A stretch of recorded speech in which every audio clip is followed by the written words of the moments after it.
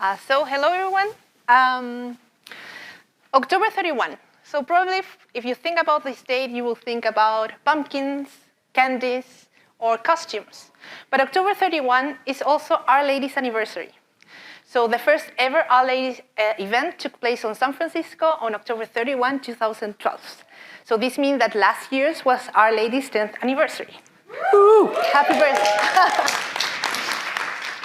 So if you're here, you probably already know that Our Lady is a worldwide organization that promotes gender diversity in the art community via meetups and mentorships in a friendly and safe environment. But it started small. Only 8 people show up to the first event. It was Halloween. But today we have 231 chapters in 63 cities, and we have organized almost 4,000 events. So this means that the past 10 years have been years of growth. And this has been possible thanks to the work of people organizing chapters around the world and Our Ladies that engage in social media, in the Slack community, and in the different initiatives that the community organizes. And it has also been possible thanks to the work of the global team, the people that help us to maintain and develop our technical and social infrastructure. So our 10th year anniversary was also a moment for farewell. Claudia, Erin, and Hannah stepped down as organizers. Thank you. They led us through 10 years of growth. So a new leadership was needed. And there's always people that fell into this kind of task. So these are the 5 people who decide to engage with this. So we have Mo, we have Avery, Yanni, Shannon, and me, Riva. And that is why we're here today, to talk about how we're envisioning Our Lady's next 10 years. And what we're thinking here is about how to sustain the community, how our efforts can work towards sustaining the growth of this community. So we're people who love to code. And we were thinking in the last year, what if we use good programming practices to manage our programming community? For example, modularity, refactoring, and testing. So what about modularity? You don't want a function that is that big. What you want to do is to make it in small chunks, so it's flexible, you can maintain it easily, and you can develop new features. So what about communities? You want to do the same. But this is about workload, obviously. You don't want just one person taking all the work. But it's not just about workload. There are other things involved. For example, if you have a team that's working on the website, and they're only working on the website, they don't have to take care about other tasks, they can focus their effort on feature development, so making your website cooler. And it's also important in terms of participation, because not everyone can engage as an organizer or as part of the global team in the same way. Not everyone has the same time patterns to commit. For example, you may have some volunteers that have 3 hours a week that they can devote only on Friday afternoon. But you have other people that prefer to work on small chunks of time. So they can work, maybe go to the computer 2 times a day and work there around 10 and 20 minutes. So if you have a community that can offer people different ways to engage, they can be part of the team and help you and all your community with the work. And there are some tasks where you need people that have these time patterns. For example, you want someone moderating a community that engage not just one day, 3 hours, but that's there many times a week. This is also important for the ways that people can participate. So sometimes you want to participate in a community for learning new things. So if you want to learn how to code, more about coding, you might want to participate, for example, in the website team. But if you want to, engage in things that that are related to social skills, maybe you want to be part of the mentoring team of Our Ladies. So this gives space for everyone. So one thing that we are for sure going to keep working towards is have a modular global team. So this can help everyone to participate in meaningful ways. So what about refactoring? Sometimes we have code that works, and we want to keep it that way. We don't want to touch it. And the same happens with projects. So sometimes you have a project that you really love, you really care about the vision of that project, and you really don't care the kind of work that involves to keep the project alive. And that's because you have the vision of the project in front of you. So you're really committed to that. But it's good to think about how we can refactor our workflows as community organizers to make everyone participate in meaningful ways. So refactoring your workflows is not only about making your community more efficient, but it's also about making the time that people are committing as volunteers in your community more meaningful. Because you don't want people committing time that's only about repetitive tasks that can be automated. You want them doing relevant things. So as an example, we can explain what happened with the Our Ladies directory. So the Our Ladies directory is an initiative that's very related to Our Ladies mission that help us showcasing what Our Ladies do around the world. And it's an excellent antidote to all my panels. So for example, in the directory, you can learn about, for example, if you want to engage someone in Botswana that know about computer science, there is Simi. Or if you want to engage and know someone that's working in open environmental science, there's Julia. Or you want to know people that are working with art in ecology, you can find Benedicta. Or people that are working in health equity, you can find Sylvia on the directory. So the directory, this is how the directory used to look on the web page. So to add your entry to the directory, there's a form there that you can use. And there used to be this message. If you want to update your profile, just fill the same form and drop us a line in the comment box saying you want to update your profile. And there was this extra option. Or you can just email us at speakers@ourladies.org with any relevant information about yourself. Easy. Yes, easy, because the project was starting, and what you wanted was people sending their data so you can showcase them in the directory. But what happens behind the scene with this workflow?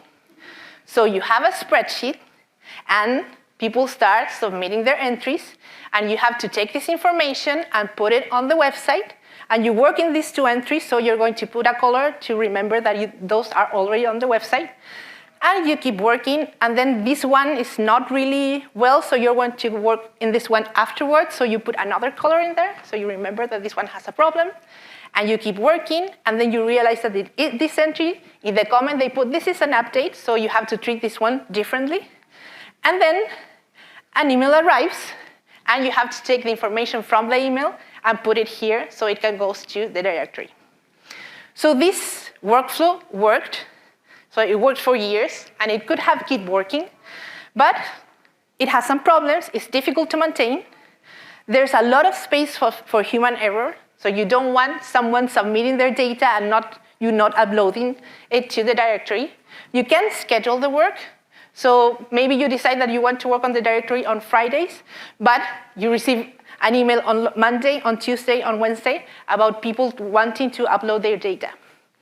And because you're only working on maintaining the directory, you can think on feature development. So how to enhance what we have there. And this is a task that has a high risk of burnout.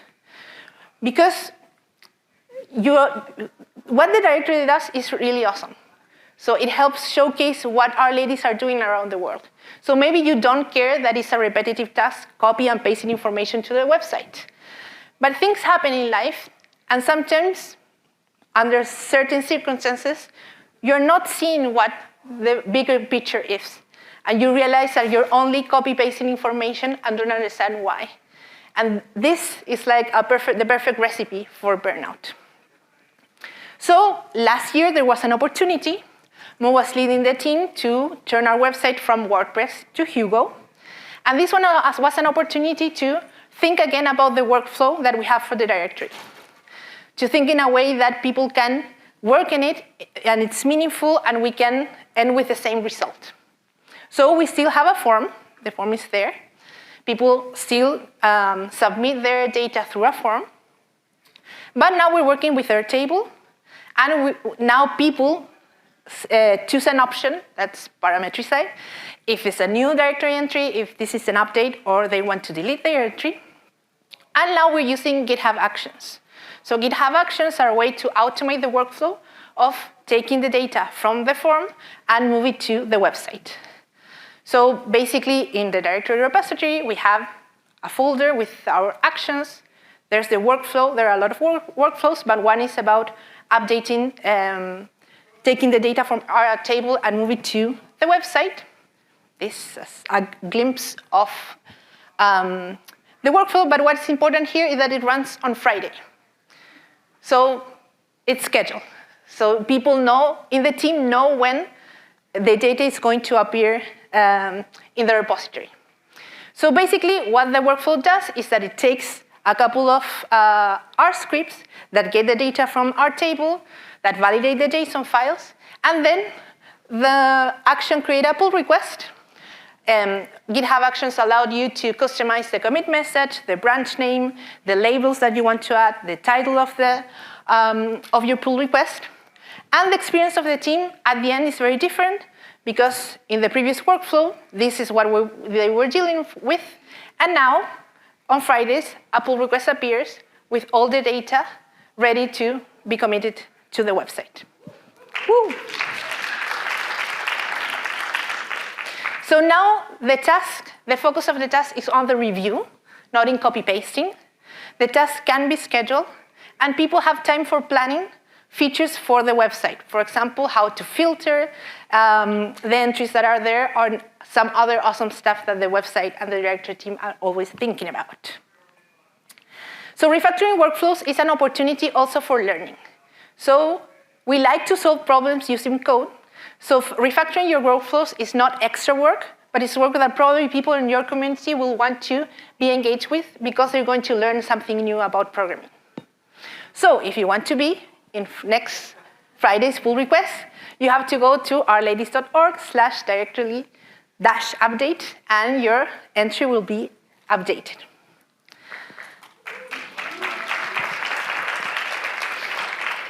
So a way to discover that your workflows need a little bit of refactoring is testing your workflows. So we always want to ensure that our code behaves as expected. So we want to do the same with our workflows. We want our workflows to behave as expected. So I'm going to tell a little story. I became part of the global team 2 years ago as a part of the Slack monitoring team.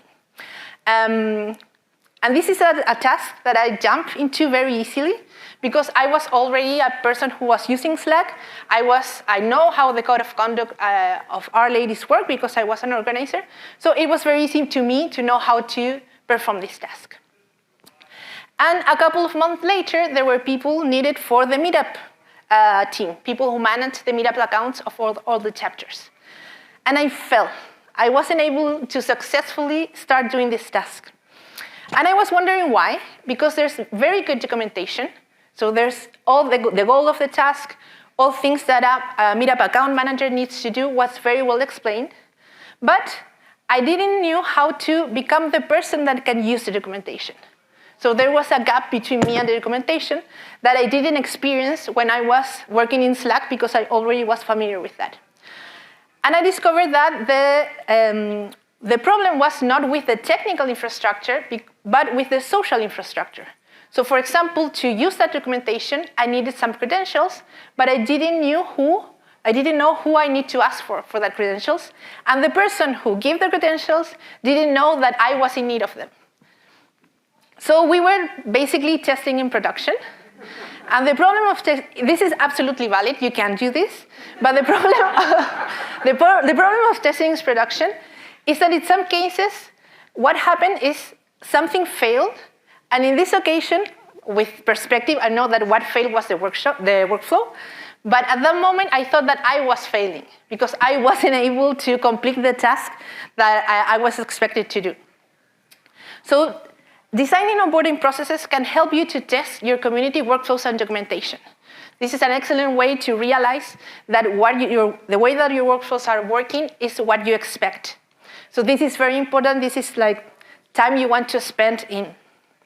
So I'm a serial volunteer. I'm very good at jumping into volunteers' positions. And there's another project that I participate in that's called Programming Historian, where we publish tutorials about computational tools for people in the humanities. And in this project, we have an onboarding process that's basically opening an issue and saying people how to engage with the project.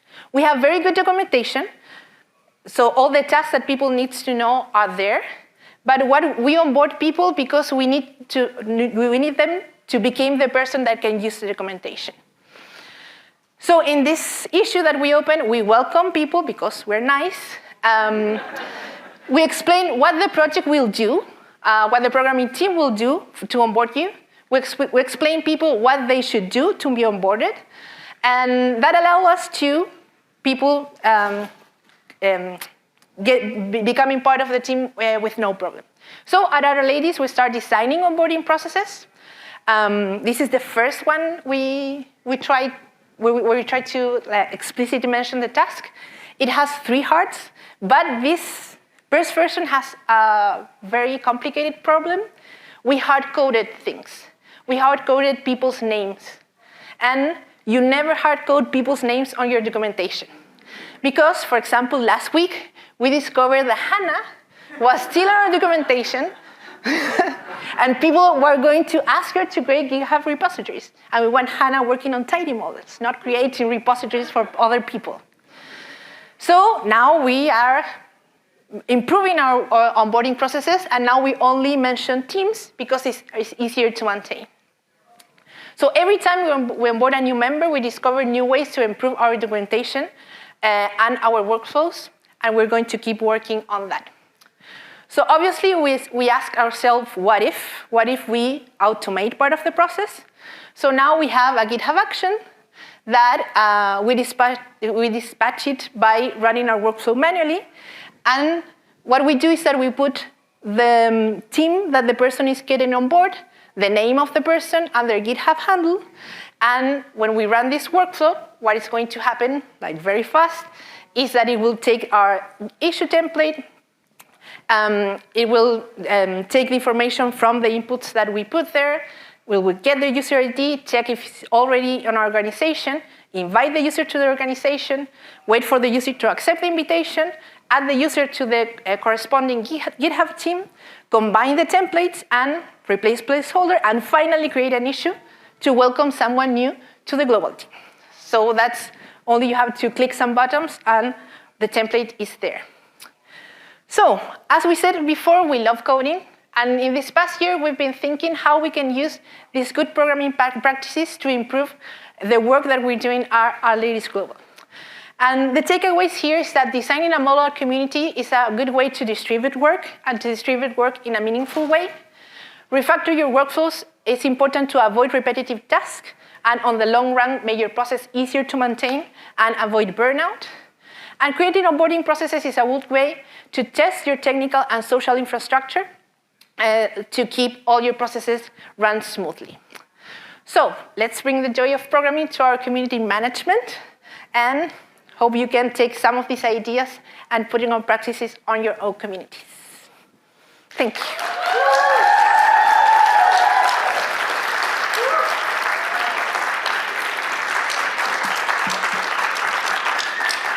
All right, Riva, in the last 30 seconds, can you say anything about how you're handling knowledge transfer as you're going through leadership transitions? That's a very good question. So a couple of years ago, the Art Consortium helped us to finance creating Our Ladies Guide. So we have a knowledge base that is available for everyone.